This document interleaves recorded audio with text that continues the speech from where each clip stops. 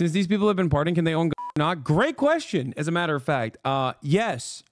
The answer is yes. I believe that it depends on the severity of their crimes, but I'm fairly certain that they also get their record expunged too. So I think they will be able to own guns, yes.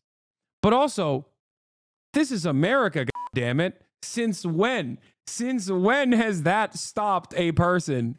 Come on now.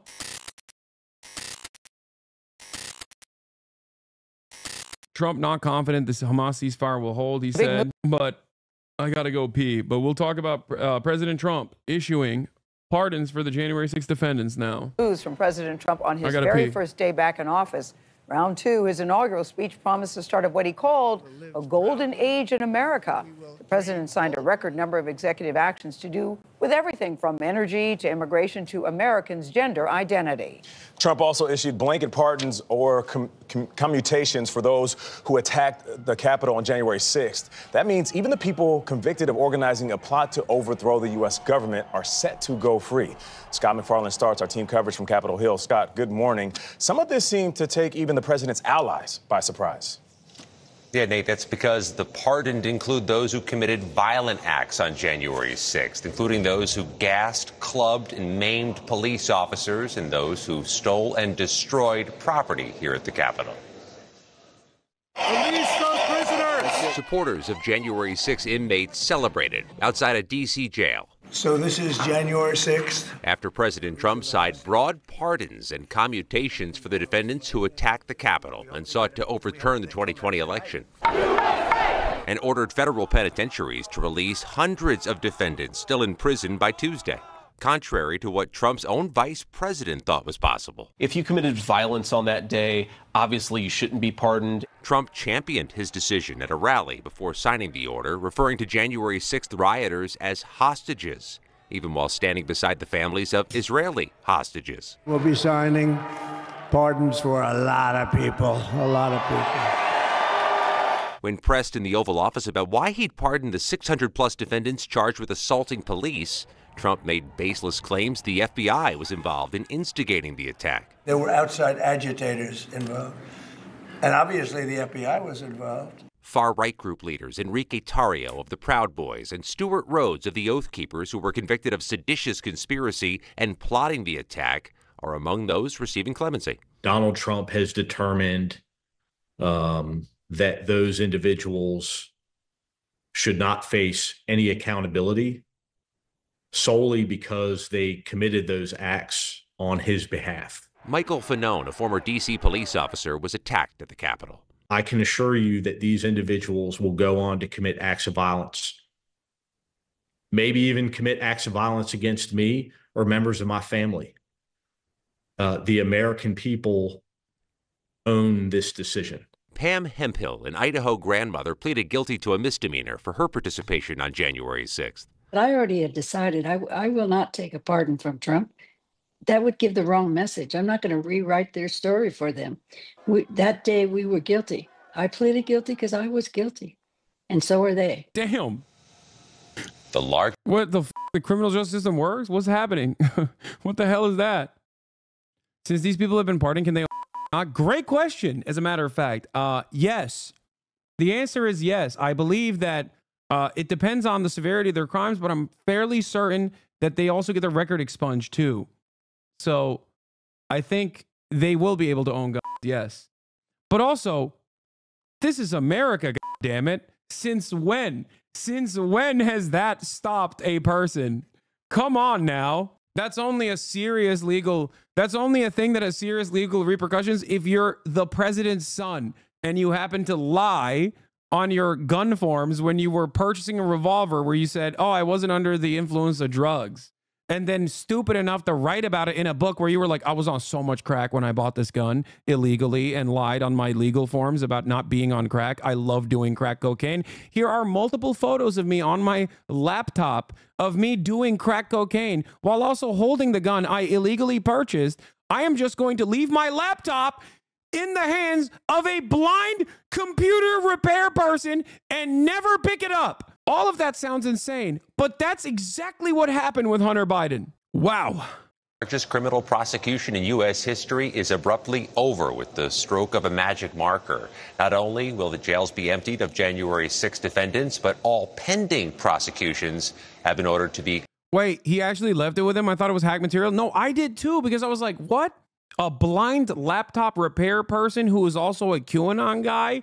That sounds insane. This must be hacked material, okay? That's what I thought too. No, lo and behold, turns out that's actually what happened. He literally is so fucking stupid that he left his laptop with a blind laptop repair person and never picked it up. And it also happened to be that the blind laptop repair person was a fucking right-wing psycho. Yes, he left the laptop and fucked off to California. He flew back to Los Angeles. There's actually news on the January 6th buying guns. QAnon shaman says he's buying guns after Trump pardon. Hell yeah.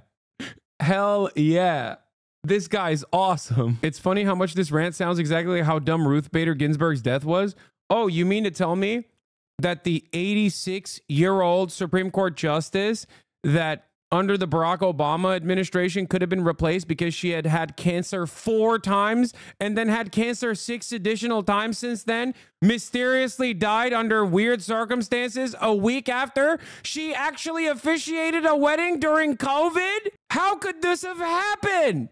How? Who could have foreseen this? Are you kidding me? Dude, this is why I always tell you, it's not like the Republicans are brilliant tacticians. Okay, they're not. They're f-ups. They're losers. They're dumbasses.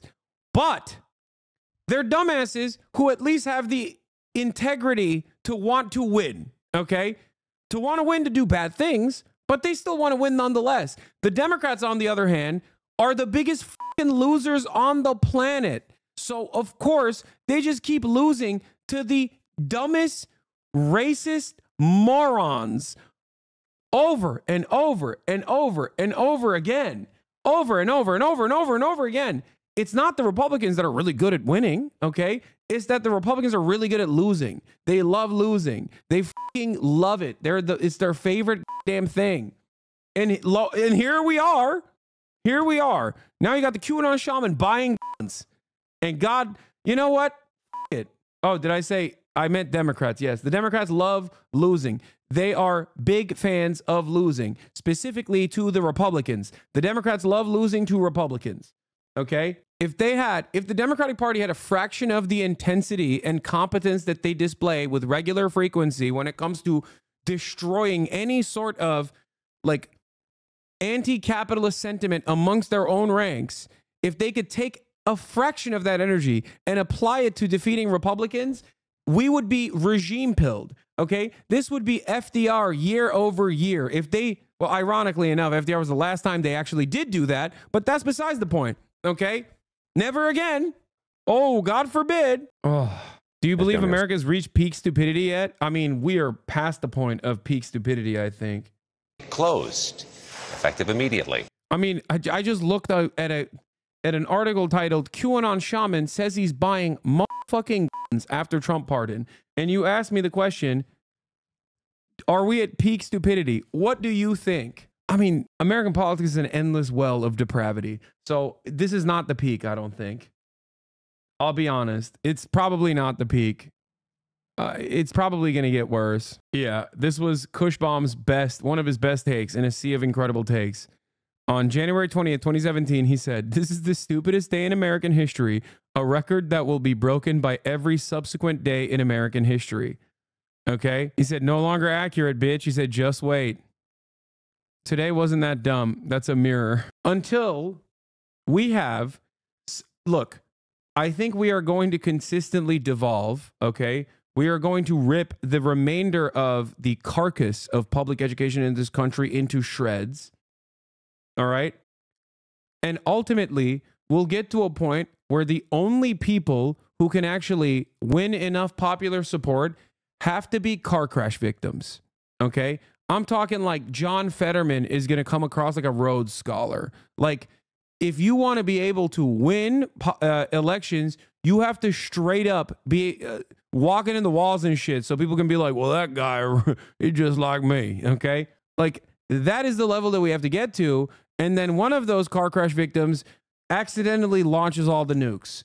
Okay, but because machine politics and because capitalism is a very well-oiled machine that is constantly eating away at itself, but also constantly seemingly creating like stays of execution basically over and over and over again. At that point, it's just completely automated. Okay, policymaking is completely automated, except they'll have like a situation where they accidentally forgot to lock away the nukes or you know, put the child lock on the nukes or something. Raytheon Lockheed Martin, the Raytheon Lockheed Martin sponsored White House room that is covered in rugs. Okay, all the walls are covered in rugs because you don't want your president to fucking walk into too many walls and die, right? Or sharp objects. But they accidentally forgot to put the child lock back on. Okay, and then whoever the car crash victim president is, it doesn't matter which fucking party he's a part of, ends up accidentally hitting the nuke, and then we're all dead. These nukes were sponsored by DraftKings. These nukes were sponsored by DraftKings OnlyFans, the conglomerate, the conglomerate Vice Factory for all your entertainment needs. That's what would happen as the nuke fucking, as the mushroom cloud comes up. While the nukes are exploding, Polymarket would have a ticker on it too. It's like likelihood that the nukes will kill 75% of the planet. People will still be fucking betting their Trump coins and other meme coins on the Polymarket betting app. Is DraftKings OnlyFans merger on your bingo card for 2025? Nah, probably around like 2028. We're not there yet.